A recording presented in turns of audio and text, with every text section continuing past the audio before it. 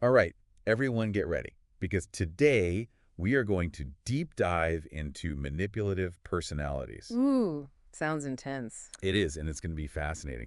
You know those excerpts you all sent in from In Sheep's Clothing by Dr. George K. Simon? Yeah. This book is a total classic, and for good reason. Let me tell you. It's true. Even though it came out back in like 96 Mm-hmm. and was updated in 2010, it's still so relevant today. I know. Dr. Simon just gets it. His insights into the minds of these manipulators, they're like timeless. Totally. And his advice is so practical. You can actually use it, which is Yeah. so important. For sure. And he's not just some stuffy academic who's Yeah. just theorizing about this stuff. He's been a clinical psychologist for over 25 years. Wow. Working directly with manipulators and the people they target. He even consults with businesses and agencies. So he's seen it all, Oh, yeah. He's seen it all. which makes his analysis even more, Compelling. yes, compelling. So let's jump right in. The book starts with this idea of covert aggression, which Dr. Simon says is like at the heart of manipulation. Interesting. And it's not your typical bullying Right. or even like giving someone the silent treatment. The passive-aggressive stuff. Exactly. It's way more subtle than that. Underhanded? Yes. Underhanded. Like sneaky. It is. It's about getting what you want without anyone even realizing you're doing it. Oh, so you're keeping your hands clean. Exactly. You come off all innocent while still getting your way. Like you're playing a game but pretending you don't even care. Perfect analogy. It's like a chess match where your opponent doesn't even know they're in a game. That's a good one. Yeah. And speaking of games, these manipulators are all about winning. Oh, absolutely. They need to be in control, to dominate. It's like they see life as one big competition. And they have to come out on top, no matter what. no matter who gets hurt in the process. Wow, so they have this zero-sum mentality. Yeah. One person's gain is always at someone else's expense. So we know they want to win, but how do they actually do it? Yeah. Ah, well, that's where it gets really interesting. I'm all ears. Dr. Simon lays out all their tactics, and one of the most common ones is rationalization. Rationalization. Like, they're masters at making excuses for their bad behavior. Right, like that dad in the book, Joe. Oh, Joe. Yeah, he's obsessed with his daughter's grades. Totally. And he justifies his controlling behavior by saying it's for her own good. Good parenting. Exactly. But it's really all about him. His ego. Yeah, he needs to look good and feel superior. So he manipulates his wife, Mary, Right. into going along with all his crazy demands. By making it seem like he's just doing what's best for their daughter. So sneaky. But when you look closer, you can see his real goal is to control and dominate. Classic manipulator move. It is, and rationalization is so effective because it lets them avoid taking any responsibility. It's like they're hiding behind a smokescreen. Exactly. Yeah. You can't see their true intentions. And then there's denial. Oh, denial. That's a big one. Which goes hand in hand with rationalization. Always. They refuse to admit they've done anything wrong. Even when it's totally obvious. The evidence is right there, but they just ignore it. Like James, the minister in the book, Right. He uses his wife's kindness to climb the church ladder. taking advantage of her. But he's completely blind to the pain he's causing her, It's like they build this wall around themselves. and nothing can get through. And we all know how powerful guilt trips can be. Oh, for sure.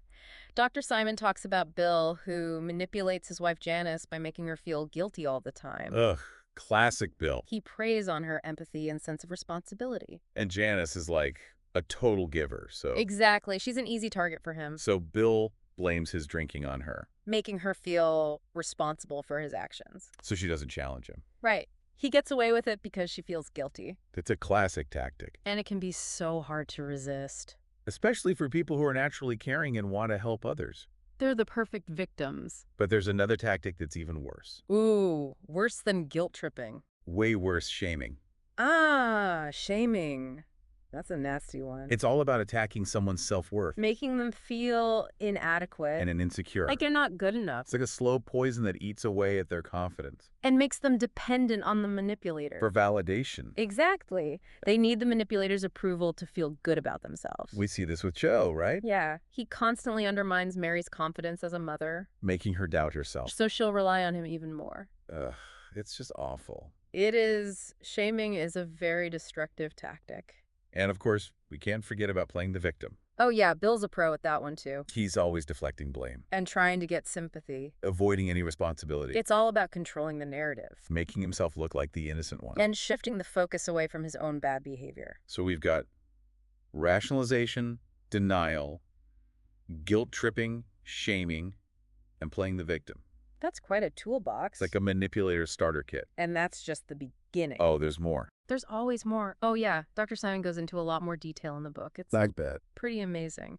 And the thing is, these tactics, they don't just, operate in isolation. Right. It's not like they just pick one and stick with it. Exactly. They Yeah. mix and match, adapt to the situation. Like they're constantly refining their approach. Precisely. And that's why it can be so hard to spot manipulation, right away. It's not always obvious. No, it can be really subtle. Sometimes you don't even realize what's happening until it's too late. Until you're already trapped. Yeah, caught in their web. Okay. So how do we protect ourselves? The book isn't just about identifying these personalities, right? Right. It's not just Yeah. theory. It's It's got to be practical. exactly.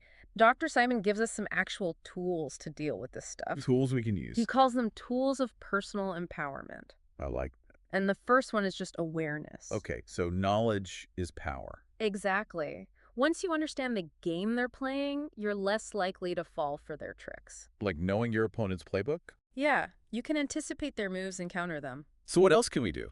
Well, another powerful tool is refusing to accept their excuses. Like calling them out on their BS. Basically, don't let their rationalizations or justifications sidetrack you. Like Mary, the wife who finally stood up to Joe. Yes, she stopped buying into his good parenting narrative. She saw right through it. She did, and that's a perfect example of another tool, Which is? judging actions, not intentions. Okay. Because intentions can be deceiving. Especially with manipulators, they're masters of saying one thing and doing another. So we got to focus on what they actually do. Exactly, not what they say they'll do or what they claim their motives are. Actions speak louder than words. Always. And then, of course, they're setting personal limits. Boundaries. Yes. You have the right to decide what you will and will not tolerate in a relationship. You get to choose. You do. Don't be afraid to draw a line in the sand. And say no more. Exactly. Like Jean, the minister's wife, she finally reached her breaking point. She put her foot down. She did. She told James she wasn't going to put up with his neglect anymore. Good for her. It's about reclaiming your power, setting healthy boundaries. What about making direct requests? Is that a tool? Absolutely. Sometimes we get so caught up in trying to please others. We forget about our own needs. Exactly. So instead of hinting or hoping they'll figure it out, Just tell them what you want. clearly and assertively. No more beating around the bush. Right. Use I statements to express your needs and expectations. Without blaming or accusing. Exactly, like Janice, who learned to communicate her needs to Bill directly. That's great. And I think that goes hand in hand with holding your ground. Oh, absolutely. Don't give in to their pressure or threats. Stand firm. Be prepared to walk away if necessary. Like Don, who was being manipulated by Al at work. Right. He finally realized his worth and was willing to quit. Rather than be exploited. It's about having self-respect. So far, we've been talking a lot about personal relationships. Right. But this stuff plays out on a larger scale too, right? Oh, absolutely. Dr. Simon talks about how manipulators thrive in environments where winning is everything. Like in a cutthroat business. Exactly. Right. Or in politics. Oh, yeah. Those are breeding grounds for this kind of behavior. Totally. It's like a systemic issue. Yeah. The structures themselves reward these tactics. So it's not just about protecting ourselves as individuals. Right. It's about creating a culture where integrity matters. Where people are held accountable. Exactly. We need to shift away from this win-at-all-costs mentality. Towards building healthy and ethical relationships. Yes, and that's true in all areas of life. Okay, so we talked about tactics, personal relationships, societal implications.